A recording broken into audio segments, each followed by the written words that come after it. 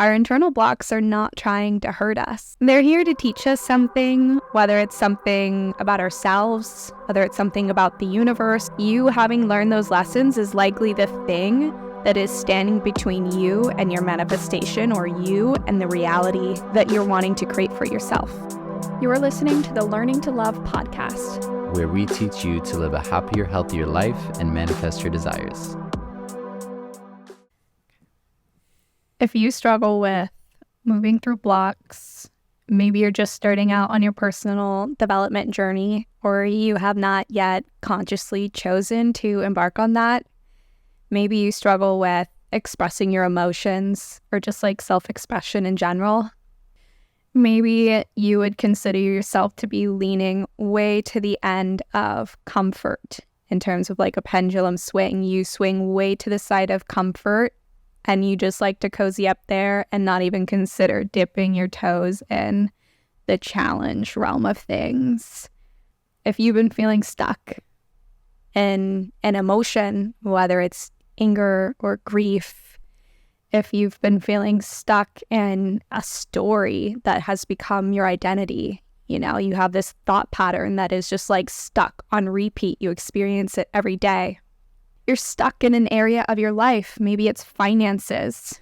You don't like what you see in the bank account and it's just like you feel stuck in that challenge. Maybe you feel stuck in your relationships. If you feel stuck anywhere in life or stuck in general, if any of these things is something that you feel like you can identify with, or you know someone that can identify with those things, this episode is for you. Yeah, I feel like most people don't know how to overcome internal challenges and internal blocks. I feel like it's really common to resort to things like rejecting, suppressing, denying, disowning, avoiding, or even just blaming, our internal challenges on things that are outside of us. And that it really does just seem to be the cultural norm to do that. And if you are somebody who is in a place where you often lean towards those kind of actions, then that's okay. Because nobody is 100% going to be able to fully dive into everything all the time. Me and you, we still have problems where we're unintentionally avoiding things that are going on within us. And, it's okay. I think though, when you actually start diving into personal development and just intentionally focusing on those internal challenges that are happening, you do get to a point where it becomes more habitual and it becomes more common. And it just becomes easier for you to actually overcome those challenges.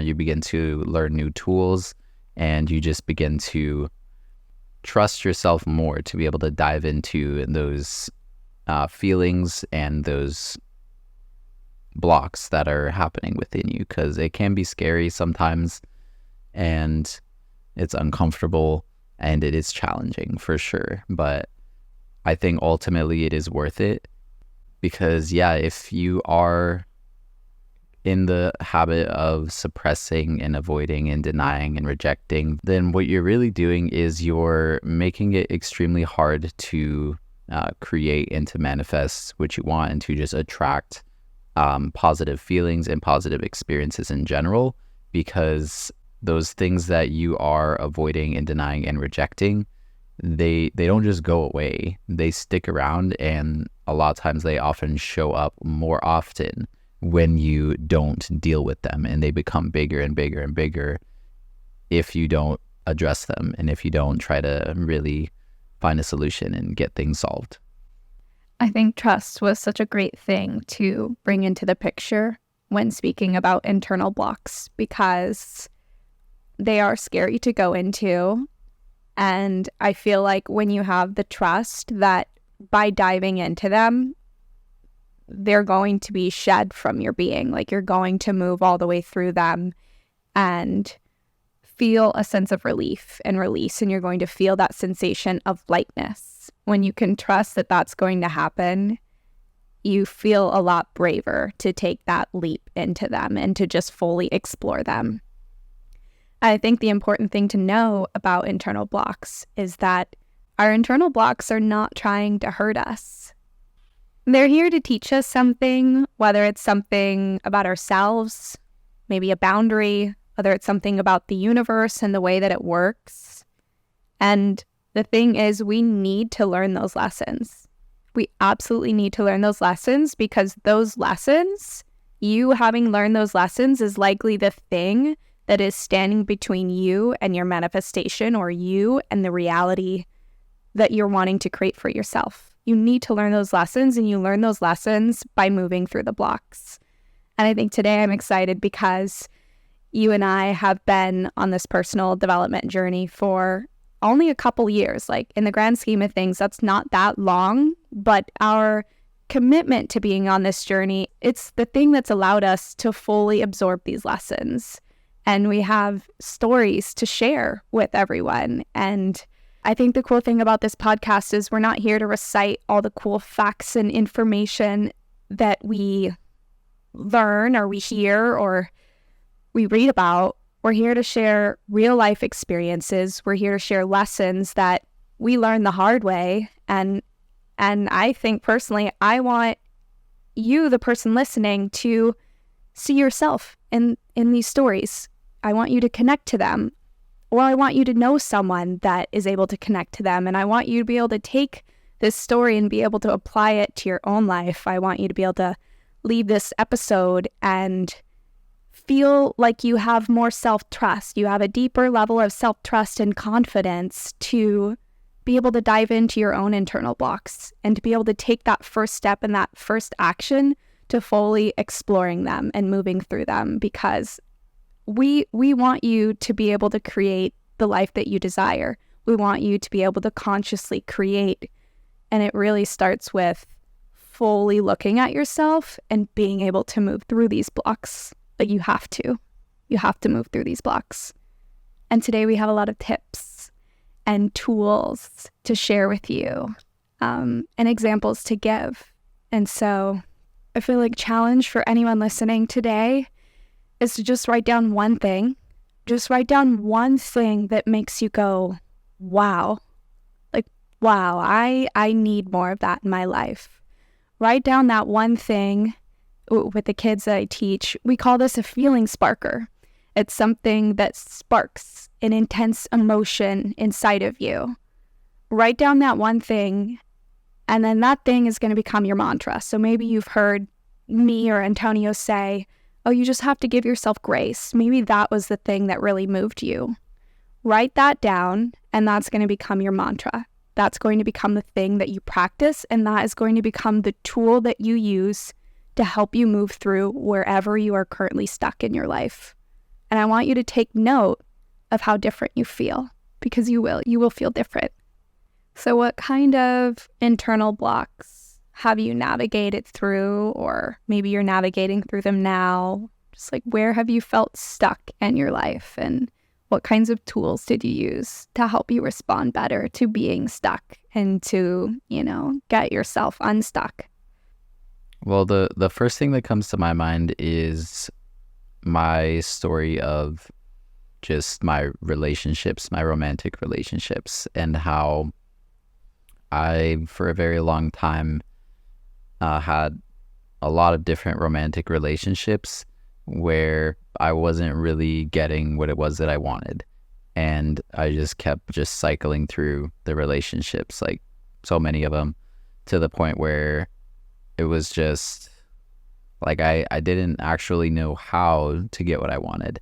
And the beliefs I had about how I was supposed to get what I wanted were not really self-serving. They were beliefs that really held me back. They were beliefs that were very conditional, beliefs that just made me feel like I was not enough and made me feel like I didn't deserve to have what I wanted. And then on top of that, I just feel like I didn't even know exactly what I wanted. I wasn't really getting clear with just my intentions for going into relationships. And I wasn't even aware of any of this that was happening, you know, like I knew I wanted a nice, healthy relationship. I had an idea of it, but wasn't very clear on it and didn't really know how to do that. And there was a lot of blocks and challenges along that path for me of just getting to that place where I felt like I could actually have the kind of relationship that I wanted. And yeah, so I think for me, one of the biggest challenges was just that idea of getting clear on what it was that I wanted. And I had to do this with not only just with like my relationships, but also with like career and with lifestyle and with finance and just like all of my goals in general. Like, I think that that is one thing that I learned along the path of overcoming my challenges and my blocks was to get clear with what it was that you want. And once I really started to get clear, then a lot of things started happening for me. And things are still happening for me that are really, really helping me out just because I was able to get a really clear picture of what it was that I wanted. And I was able to show myself that that is possible. And I was able to just show myself that I deserve that. And yeah, I think through all of that, I definitely have gotten as close as I've ever been to being just in a relationship that feels super good for me and with a partner that I really appreciate and respect and love. And that's where I'm at. I really love that piece of clarity that you brought up. I think having clarity and discovering what your clarity is such a great tool to use when moving through blocks and just with manifestation in general or creating what you want. That is so beautiful. And I'm so glad that you brought that up. Yeah. I think that the clarity is something that comes after you really dive into the discomfort and into the challenges. And for me, what that looked like was I had a lot of suppressed emotions. And I think that a lot of people can relate to that because I came up with this example, all right? So think of the idea of like you walk into a grocery store and you see somebody crying, like somebody's just in the aisle crying, like an adult, right? Like that's odd. Like you can admit that's odd. That's not usually something that you see. It's, you know, as a child, that would be different, like to see a child crying, but to see an adult crying or showing like intense emotion, it's usually like pretty uncomfortable and it's pretty like uncommon to see that. And I think that the culture kind of paints emotion in this way where it's like, oh, emotion is weird. Emotion is different. Emotion is something to like avoid or almost like reject or like try to get rid of almost. And I also am just thinking of like, I feel like it's super common to hear somebody say to their kid, like, you know, stop crying or like get it together or like, come on, like be a tough man or something, like, you know, just things to basically get somebody away from emotions. Or even people saying something as simple as like, oh, don't feel that way. You don't have to feel that way. But if somebody does feel that way, you understand that you're rejecting them. Yeah, I just think that like I definitely dealt with a lot of suppressed emotions. And basically what that did for me is it just made it really hard for me to understand like the truth of what it was that I wanted, because emotion, that like what you were saying, it is very valuable in a sense that it holds a lot of truth. And there's a very strong personal message that is in every emotion. And if we are not allowing our emotions to express themselves, then we're suppressing that message. And again, most of the time, the message is trying to help you and is trying to get you closer to what it is that you really want. And so if you are suppressing that, you're not going to be getting closer to what you want. And that was one of the biggest blocks I dealt with. Just suppressing emotion in general. Eventually I was able to start expressing my emotions a lot more and showing myself that it's okay to have feelings, to feel any kind of way. It's okay to feel that way. And just really giving myself permission to feel and allowing myself to cry when I need to cry or get mad when I'm feeling mad. And you helped me a lot with that. And I think that that's something that has been really important for me, just having like a person to go to help me express my emotions. And so I think that that's something that if for someone who's listening, like if you are struggling with being able to express your emotions, it could be helpful to have a person in your life that you trust that is willing to help you process your emotions in a sense where you allow things to flow.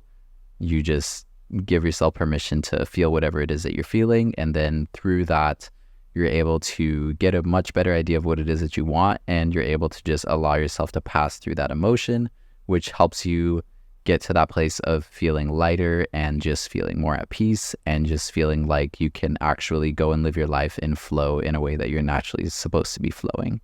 I love that you brought up emotions as messengers to your personal truth. I think that's really beautiful and really powerful. And I think for anyone struggling with the internal block of suppressed emotions, like you go through life habitually suppressing your authentic truth and your authentic self-expression and just like your emotions in general. One of the ways that you're going to get around that is through trust, kind of like you mentioned. You're going to have to trust yourself to dive in and fully express your emotions. And through that practice of trust and that consistent practice of fully diving in and expressing, you're just going to have to trust that by doing that, you're going to see that the truth is it's okay to express your emotions and nothing bad is going to come from that. In fact, the exact opposite is going to come from that. You're going to feel lighter. You're going to feel relief. You're going to feel this sensation of energy wash all throughout your body, like you're revitalized. You're going to feel that. And I think by doing that over and over again, through trusting the process, you're going to be able to move through that kind of block or just any block in general. Yeah, definitely. And I think that something cool to keep in mind when it comes to the way that you handle your emotions is that there's not a right or wrong way to do it. If something that you're doing is suppressing your emotions, like I'm not going to try to tell somebody that that's wrong and that you shouldn't do that. It's not helpful to get mad at yourself for being in a place where you're suppressing or avoiding or blaming. And so just, giving yourself grace is something really good to do. But I think when you just look at it in this way, it's really helpful when you just kind of see that there are two paths that you can take when it comes to handling your emotions. And also, is this the same kind of path when it comes to just handling your blocks or your challenges or just anything in life in general? There's a path of short-term peace and long-term pain, which looks like you suppress your emotions and you just do what you can to focus on the positive things or try to feel happy right now in this moment. And that can bring you peace right now in this moment. But what that does is it creates long-term pain because those emotions that are not dealt with, they come up a lot more often and they're going to end up bringing you a lot of pain in the future. And then the other path is short-term pain and long-term peace. And what that looks like is you have these uncomfortable emotions, you have these challenges that come up, you dive into them as they happen. It's uncomfortable, it's painful for a moment, but then the result is that you get long-term peace. You have now put this emotion in a place where it's felt its freedom to be able to express itself, or you've overcome the challenge to a point where you're not going to have to deal with it anymore in the future.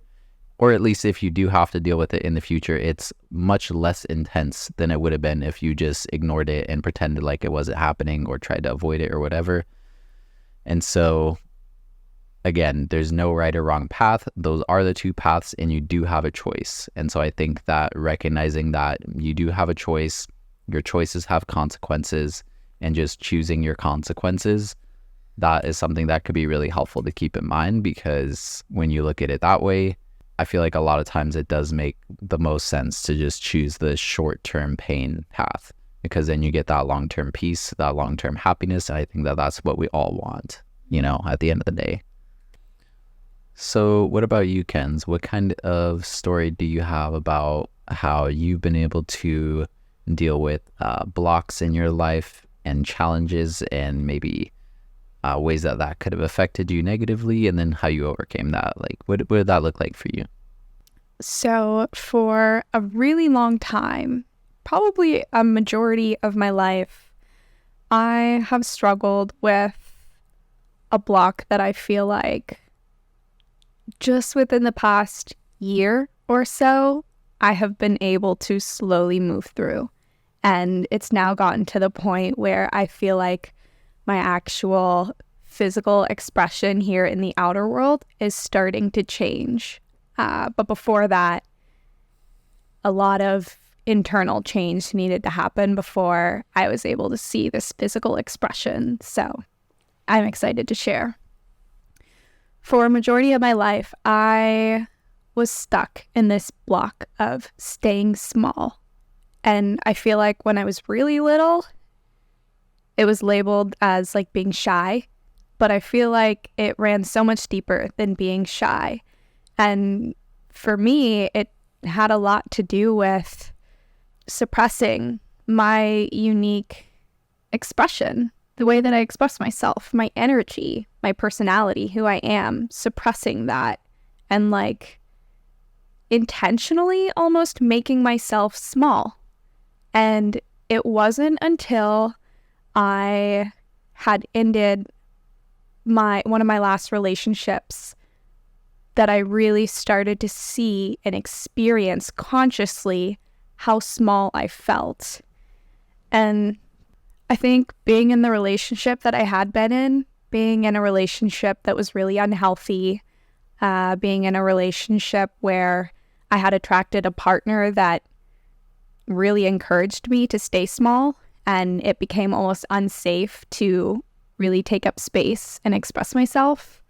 Being in that position helped me just even understand that I had this pattern of being small and staying stuck in this vibration that was really low, like very insecure and just like very afraid of being confident, which sounds so silly, but like that is really what I have struggled with. I have struggled with taking up space and just like being afraid to do that. And I want to think about like how I navigated through that.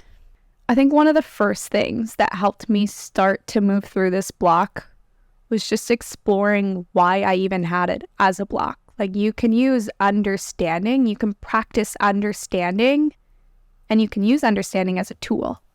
And that's what I did. And it started with me exploring, like, when do I feel this?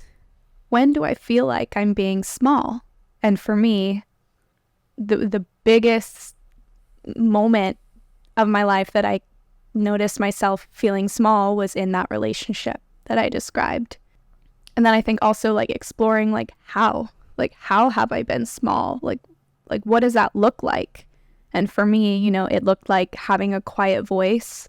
It looked like having like a posture that is like really like my body actually looks smaller, like I'm actually taking up less physical space. It looked like choosing not to say what was on my mind, not to share a certain preference, not to express emotions, really. And then I think from there, when you've been able to explore, when is this block happening? How is this block happening? You're able to start to explore the beliefs and the thought patterns that are triggered when this block is like panning out in your life. Because with any kind of internal block that you have, it's going to be expressed physically. It might not be in a really big, elaborate way, but if you really start to pay attention and notice, you will notice, small things like when you're around certain people, maybe you cross your arms over your stomach. Like that's a sign that you're not feeling safe. You're not feeling really confident in your own energy. Sometimes it's just subtle things. But when you can start to notice those cues, you can start to tune into your mind and tune into the different thoughts that are happening. And so for me, it kind of just looked like sitting down in a journaling session with myself and like just writing the very first thought that I could identify. This is tool, by the way, like exploring your own beliefs, taking what is unconscious and making it conscious. That's a tool to move through your blocks. And so for me, that looked like I think the very first belief that I was able to identify that matched up to me feeling small was, I'm afraid to be big. Like, I'm afraid to take up space. I'm afraid to express my own energy. And then I think from there, a tool that you can use is just like the why ladder. Ask yourself why a billion times. Ask yourself, why is that so bad? Like a billion times until you feel like you've gotten to the core and the root. So again, for this example, it has to do with me exploring the thought patterns in my past relationship, which is where I really started to become very aware of this block that I had.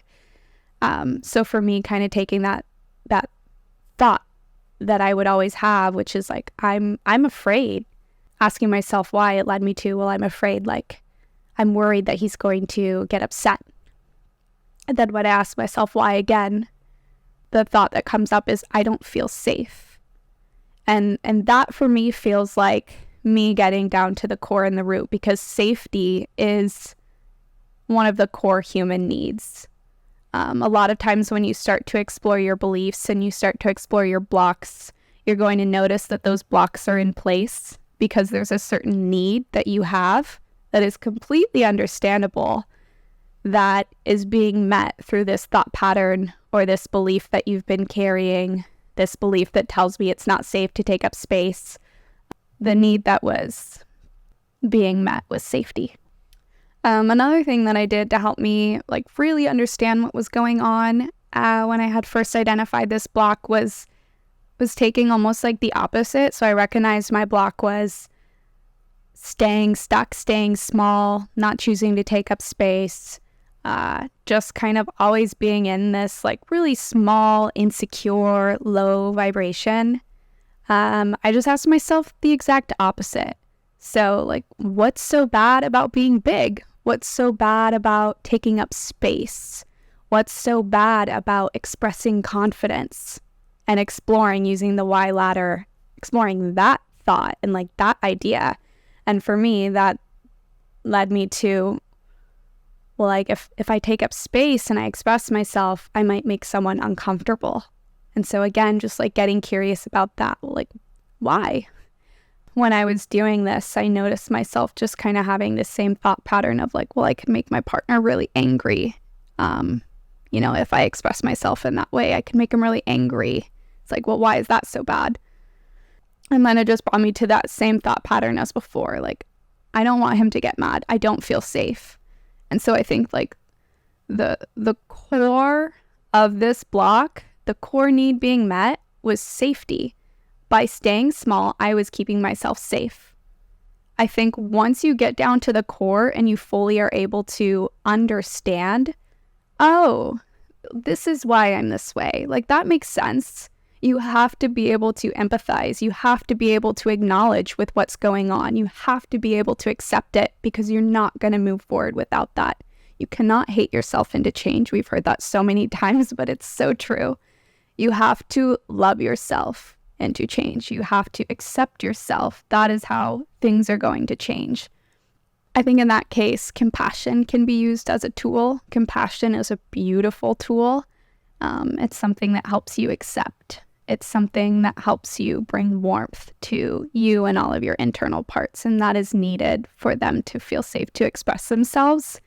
And trust me, you want them to express themselves because that's how you understand what's going on, and you need the full picture. You need to fully understand why a habit or a pattern or a block is in place so you can help yourself remove it. Okay, so let's say you've gotten yourself to the point where you've moved through a block.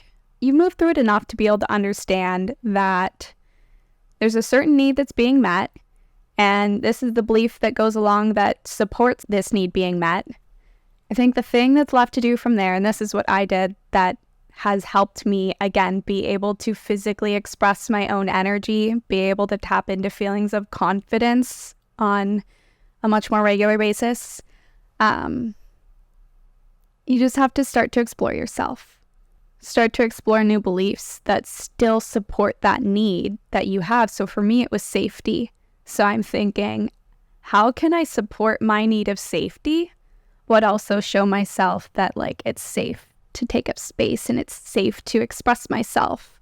And for me, it actually came down to teaching myself it's more safe to express myself. And then from there, it's just that idea of trust. I have to trust myself to express myself and show myself that like it is actually safe. It's physically safe for me to express myself. And I just kind of did that over and over again. And it's really scary for me to fully let myself be and express who I am. That feels really scary. And so I kind of got in the habit when I would have interactions with people and I would notice like, oh, this is naturally how I want to express myself. This is kind of what I want to say. This is how I want to hold my body. Like, this is how I want to express myself. I would still sometimes feel really scared to do that. And I would just, go into that same pattern of staying small and not expressing myself. After that interaction with that person, I would actually practice how I would have liked to express myself. So I'm still giving myself that practice and I'm still kind of tapping into that expansive version of myself. And I'm still giving myself the opportunity to succeed at moving through this block. And then I think from doing that enough times, I've naturally started now to like actually do it live and in real time and like with real people.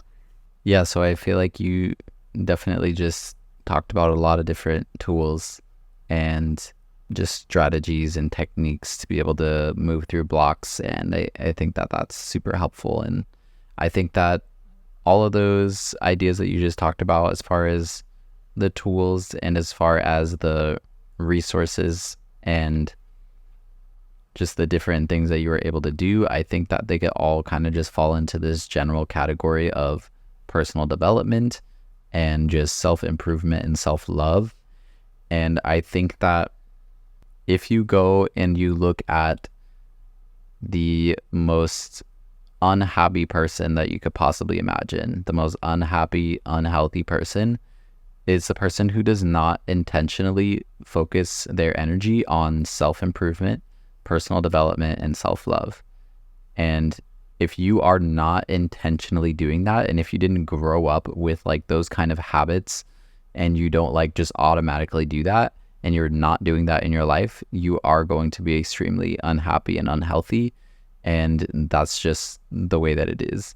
I don't think that there is a way to genuinely get to like the happiest version and the healthiest version of yourself without doing the self-discovery, doing the internal work and just overcoming those challenges within yourself and like actually exploring and trying to solve problems and really getting into that discomfort and then just trying to find something that works for you. Because all of these tools, they're super helpful. Maybe they work for us, maybe they won't work for someone else. Maybe there's certain people that we watch on YouTube or somebody that we listen to online or somebody that we know in person who we really value, but somebody else may not be able to hear the same person, So I think just regardless of how you're going about your life, if you are really trying to get into this place of becoming the happiest, healthiest version of yourself, like really dive into that whole idea of personal development, self-help, self-love. Find people that you are inspired by, find people that you enjoy listening to that are in that area, and then really challenge yourself to take action and be consistent with taking action and be intentional with taking action on trying to create a happier, healthier life. Because when you do that, you really, really do create change. And like you said too, it's like if you are trying to create change from a place of self-hate or to try to get rid of things or to try to avoid things, you are not getting yourself any closer to being happy. Thanks so much for listening. We really appreciate you for being here, and we'll see you on the next episode.